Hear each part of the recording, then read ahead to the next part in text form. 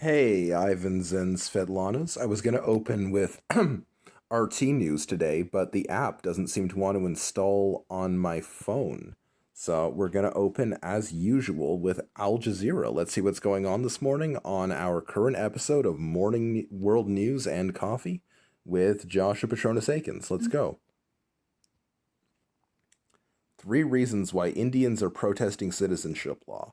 So I'm not going to get into that too much today because we've been over it already in previous newscasts. In very short, Prime Minister Narendra Modi, please excuse my pronunciation, has introduced a new bill which allows members of persecuted religious minorities from countries near India to more easily gain Indian citizenship. Although none of these persecuted religious minorities include any Muslims, which is one of the main sources of controversy around Modi. Deeply damaging. As Boris Johnson plans new anti-BDS law. Now, something since we have not discussed since our last newscast is the stunning British election result. Deeply damaging.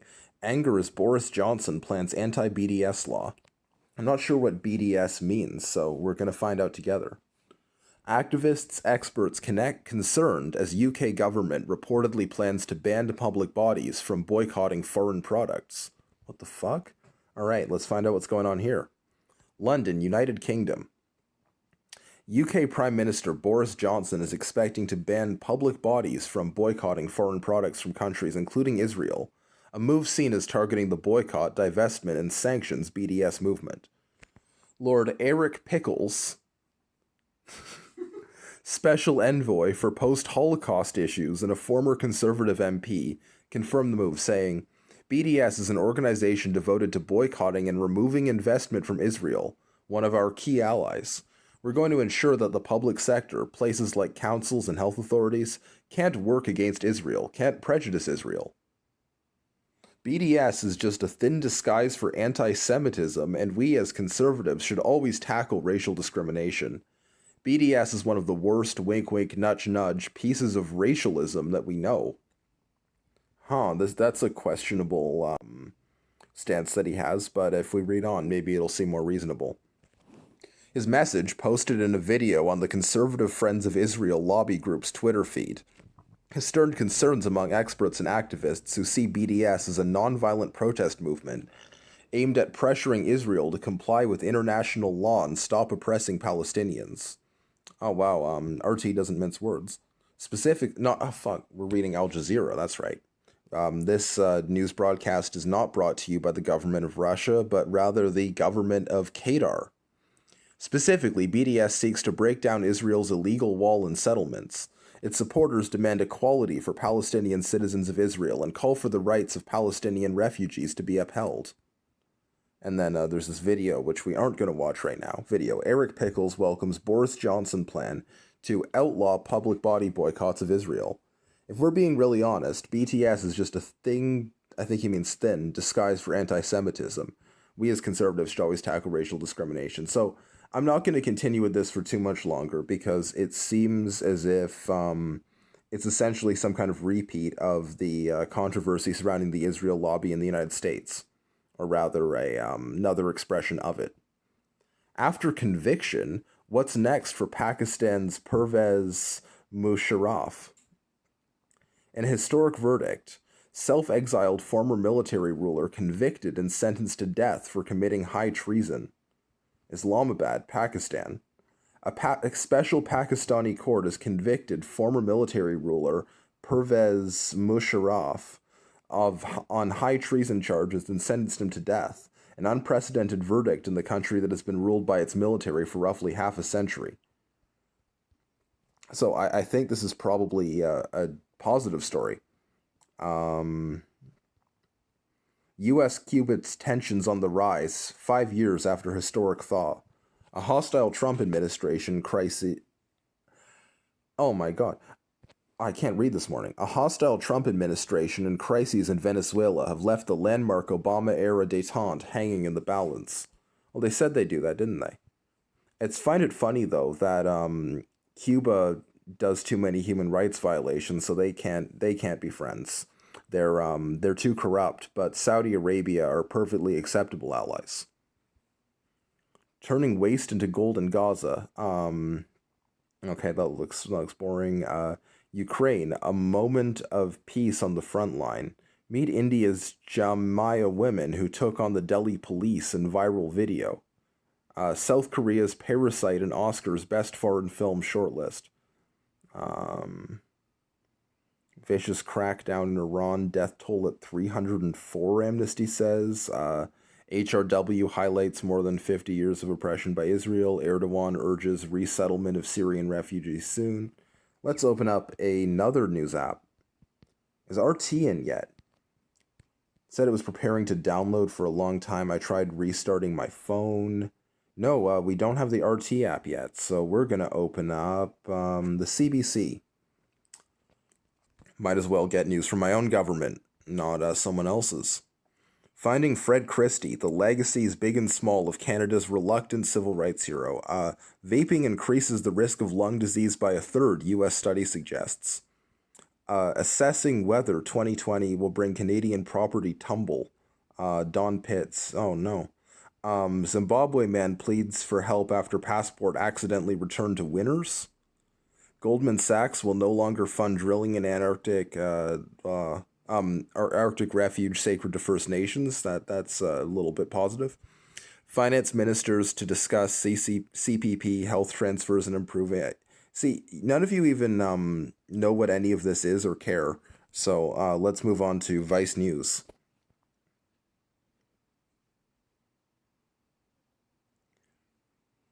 Former Trump campaign aide Rick Gates is going to prison, but only on weekends. The cop who forced a homeless man in Honolulu to lick a toilet just pleaded guilty. Jeez. Rudy Giuliani's pretty proud of getting the ambassador to Ukraine fired. The U.S. Army is sorry for posting a glamour shot of Nazi war criminal on their Facebook page. Even Italian soccer campaign against racism is super racist. Well, let's see the racist Italian soccer campaign. Italian soccer racism problem might be worse than anyone thought, at least if spectacularly tone-deaf new anti-racist campaign featuring chimpanzees is anything to go by. Football clubs, former players, and anti-racist groups have been stunned by the latest campaign by Serie A, Italy's top professional football league, amid a season blighted by the ugly practice of fans directing monkey chants at black players. Serie A's response? An anti-racism campaign based around the images of chimpanzees. The choice of artwork for the campaign, in a country where black football stars have often been subjected to racist monkey chants or had bananas thrown at them on the pitch, has left some observers incredulous. Once again, the Italian football leaves the world speechless, said an anti-racism group, Football Against Racism in Europe. In a country in which the authorities fail to deal with racism week after week, Serie A have launched a campaign that looks like a sick joke. The group said it was hard to imagine what league bosses were thinking. I want to see the ad itself when they commissioned the campaign, or who they could have consulted.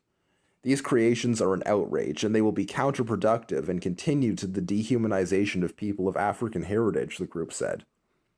Leading Italian clubs AC Milan and AS Roma have also spoke out about the campaign. We understand the league wants to tackle racism, but we don't believe this is the right way to do it, said AS Roma, while AC Milan said it was surprised by the total lack of consultation behind the campaign. Art can be powerful, but we strongly disagree with the use of monkeys as image in the fight against racism. Surprised by the total lack of consultation.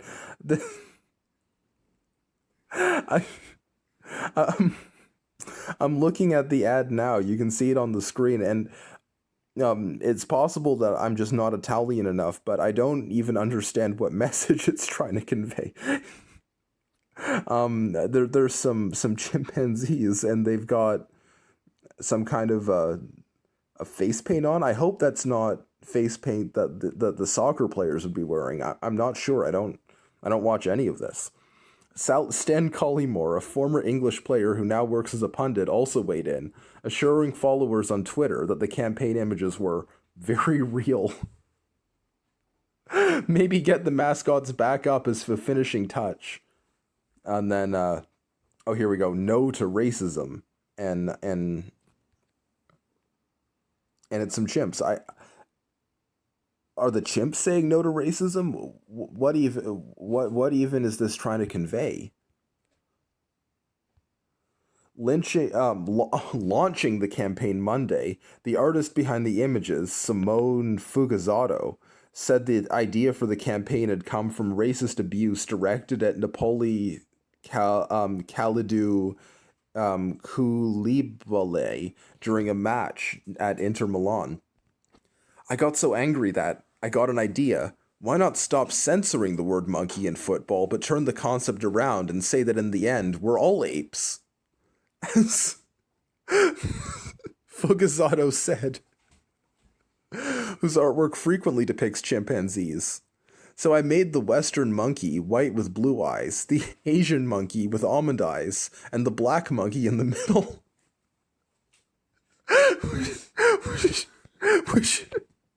Which is where everything comes from, he told the reporters.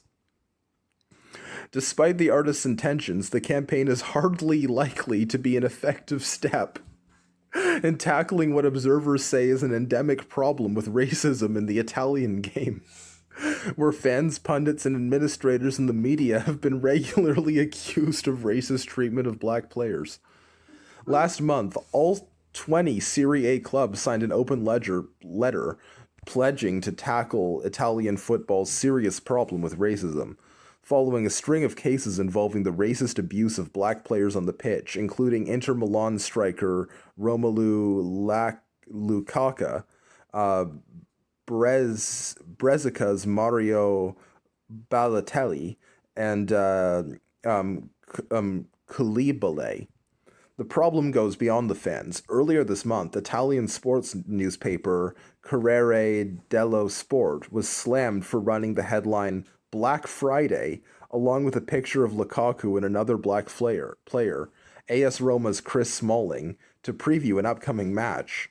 Both players criticized the coverage, with Lukaku calling it one of the dumbest headlines he had ever seen, while others said it was typical of the racial insensitivity in Italian football.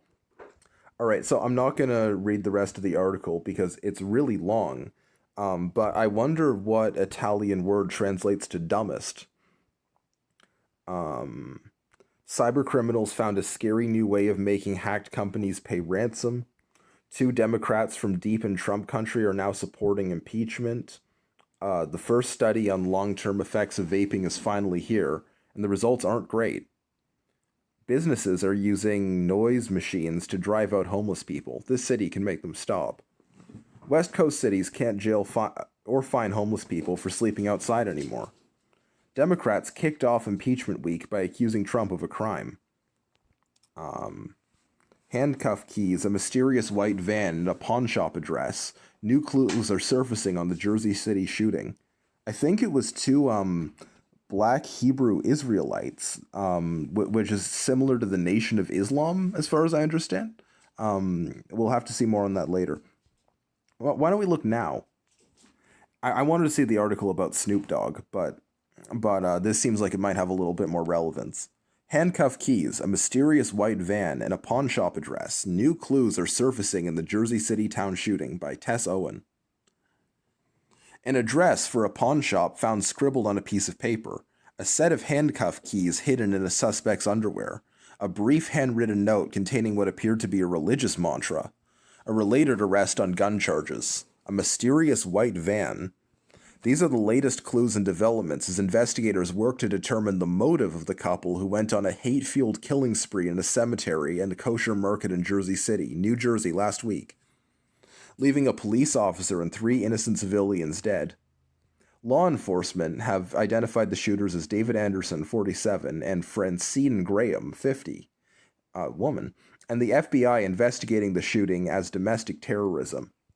Among the flurry of developments in the case over the weekend, the FBI arrested Ahmed A. Hadi, 35, whose phone number was found in one of the shooter's pockets. That doesn't sound like a Hebrew Israelite name.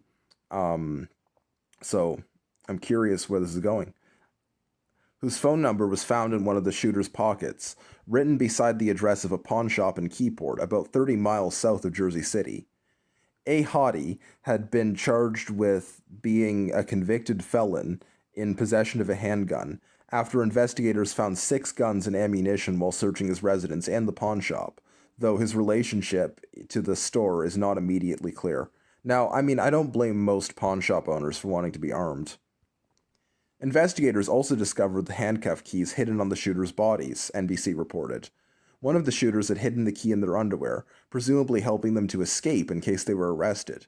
It's not clear where the other key was hidden.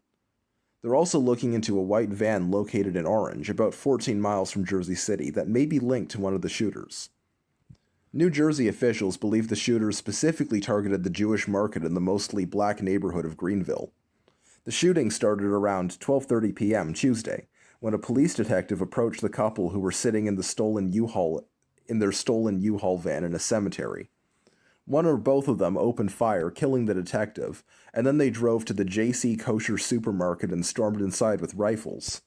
Man.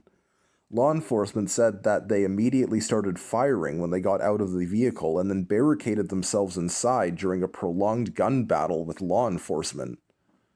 Jersey City Major Stephen Fulop suggested late last week that it was easy to conclude that the shooters had ultimately planned to attack the yeshiva school next door, where 50 children attend, but were thwarted by the massive law enforcement response, thank God. After the hours-long shootout, law enforcement were finally able to enter the deli, where they found 5 people dead, including the 2 shooters.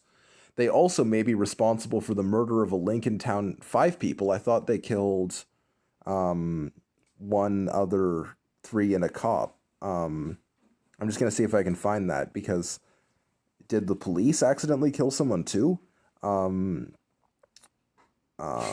me find this. How many people? 1 second.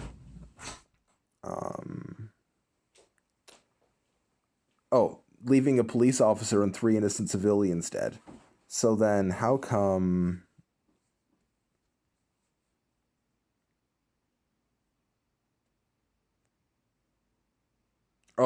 they found 5 people dead, including the 2 shooters. There we go. They also may be responsible for the murder of a Lincoln Town car driver the previous weekend, 6 miles away in Bayonne. Police are continuing to comb through the shooter's social media accounts. Last week, New Jersey officials said that the investigators had found evidence linking them, to the Black Hebrew Israelite movement, a sprawling network of overlapping sects and theologies that has a black supremacist wing. They also found a pipe bomb and a brief handwritten note with the words, "I do this because my creator makes me do this, and I hate who he hates," and the U-Haul vehicle they'd hijacked earlier that day. My God, alright. Well, I did want to see the Snoop Dogg story, and I think we still will.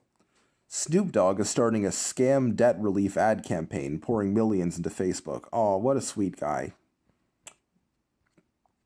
You can always count on Snoop Dogg. Harvey Weinstein says he's the real victim here. Yeah. The U.S. says North Korea may be planning a major provocation this week. I'll see where that goes. And I think that's going to be the... I'm sorry, I accidentally stopped recording. I think that's going to be the end of our newscast today. Thank you for tuning in. Don't forget to like, subscribe, and leave all of your thoughts in the comments. Thank you for tuning in, and I'll see you again soon. Cheers.